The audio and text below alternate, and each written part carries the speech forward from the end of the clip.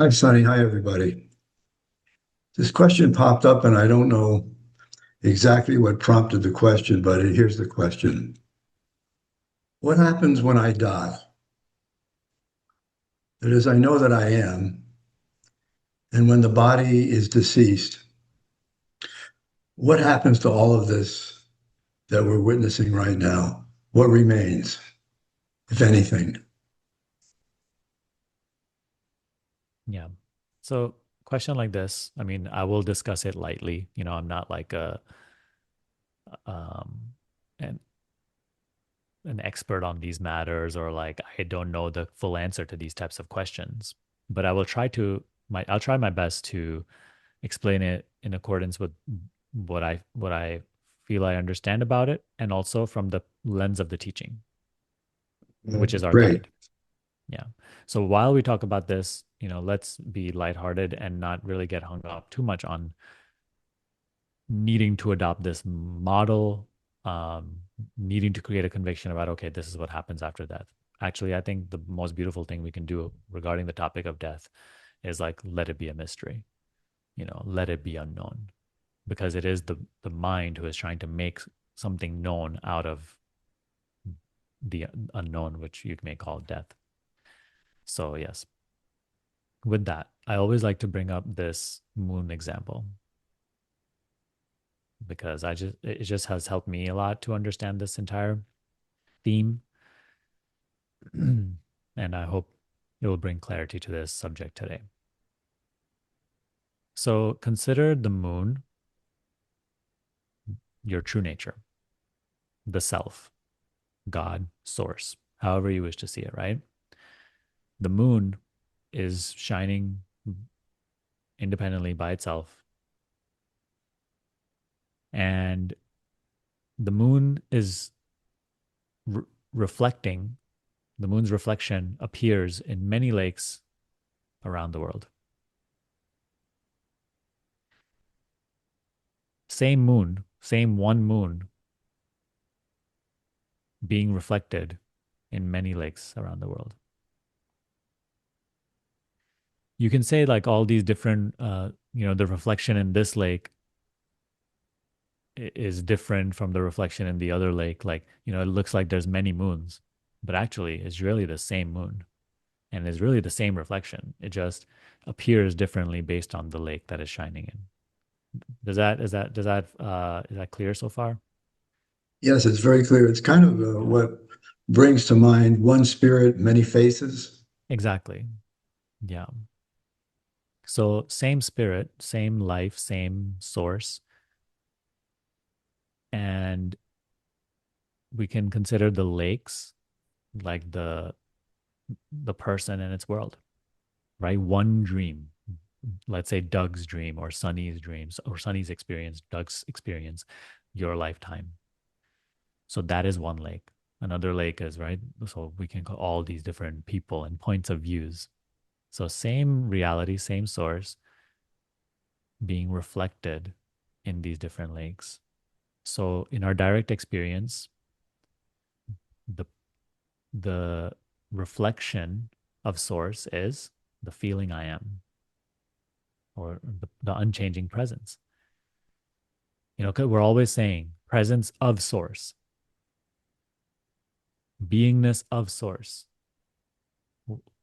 What are we referring to? We're referring to that which is the source, the essence, prior to all experiences, prior to even this dream having appeared, this experience having appeared.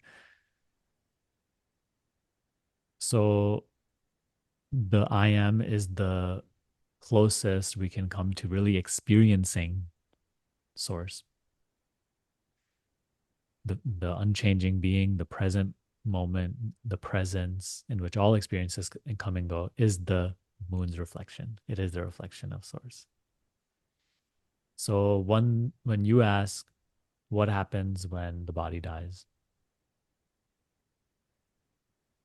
let's say this lake completely dries up and the lake is no more. The moon's reflection will also disappear, but the moon shines on.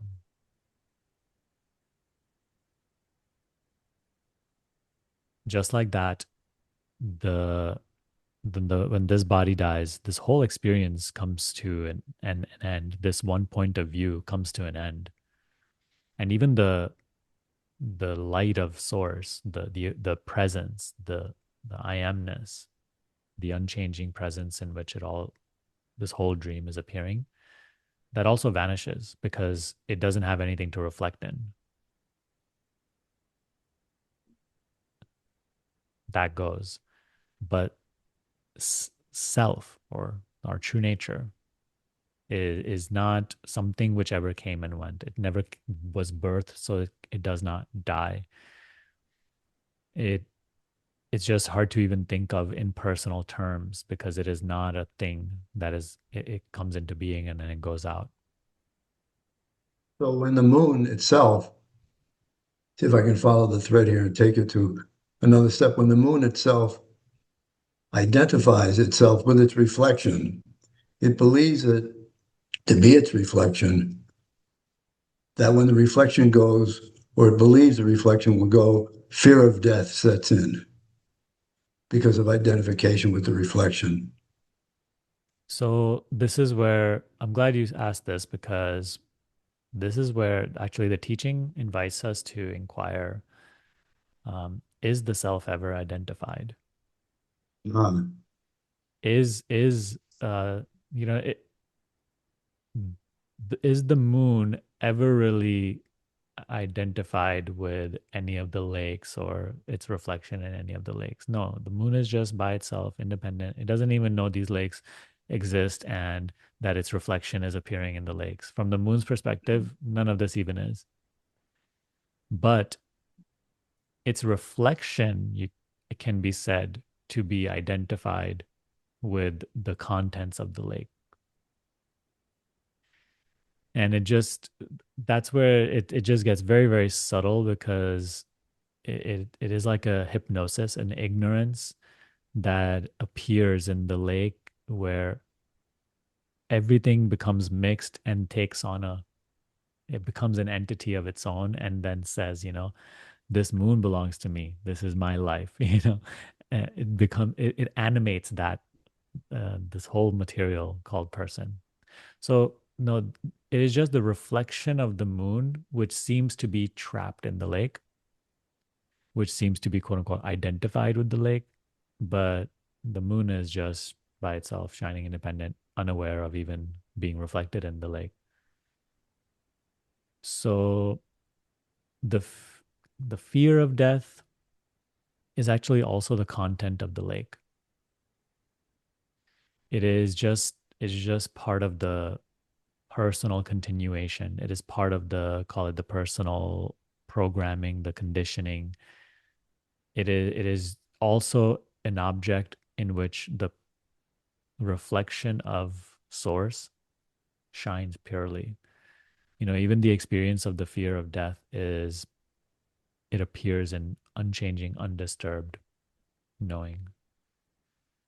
So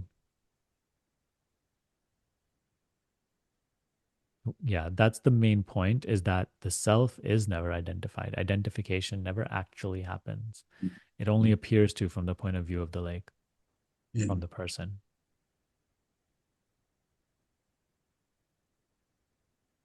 So where to go from here? yeah. Well, it's the identification that's the problem, not really the truth of it. It's the misidentification or the forgetting that seems to be the issue, the involvement of the mind in the worldly things.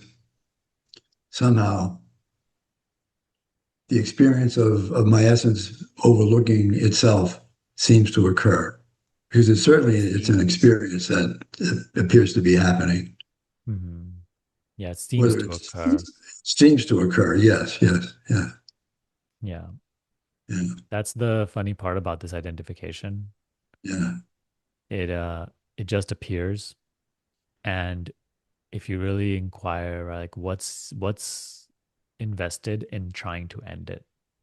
yeah. what seems what to whom it does it feel problematic, like, oh, I and is like now, on a pursuit to end the identification. Mhm. Ramana Maharshi always often used to guide in this way. He's like, that which really believes there's identification is the culprit. Uh, That which really believes that, oh my God, there is identification, I have to end it, is actually the culprit, the one that you need to lose belief in. Wow, that's really clarifying, if not liberating, Yeah, that exactly. one statement. Okay, I'm going to watch this video again so I can write down that statement. I'm Yes. not going to take the time to do it now, but it's very clear. Yeah. So that's actually one of my favorite pointings from Ramana Maharshi, because people again and again, right, come up to him and say, how do I realize myself? How do I realize myself? And he used to say it in this way, like, what within you believes I am not realized or I do not know myself?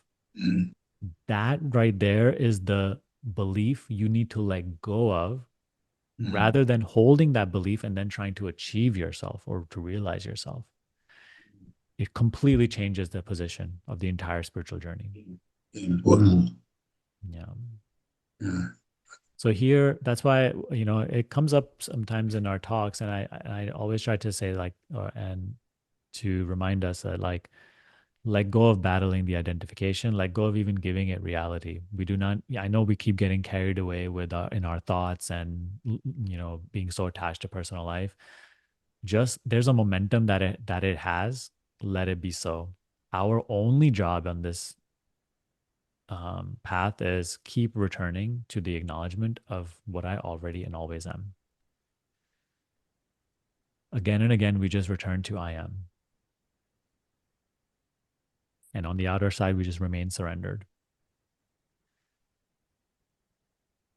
In the teachings, it says, as we just continue to do this, the more and more it becomes clear that I am this. Because, like, when we just start the practice, I am feeling of being feels very personal. We still feel so limited to the body mind. But as we continue to return to the impersonal I am, just our feeling of beingness with no thought of the person,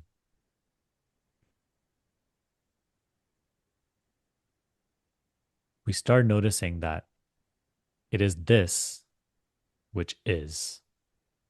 It is this who is present. That I am not the contents of the lake, I am the moon.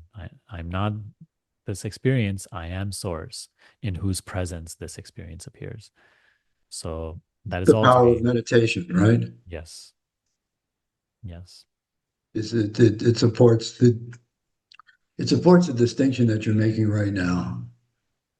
Hmm. Mm, Yep. So our work is simple. Just keep returning to I am, and you don't got to worry about realizing anything. You don't have to worry about solving any mystery or riddle. It all is done for you. You just need to keep returning to I am and live in total surrender. That is mm, like the direct path teaching. yeah. Okay, thank So you, Sonny. yeah, thank you for bringing up this question. I know it still doesn't necessarily answer your question. What happens after we die? I do not know that, but this is a very helpful model in shed, throwing some light on our current situation and how we think of this. Well, it brings up a question behind the question that says, is there really such thing as death? That's the question to me behind the question, like who dies, Yeah, beautiful. Yeah. Thank you very much. Okay, thank you, Sonny. Appreciate it.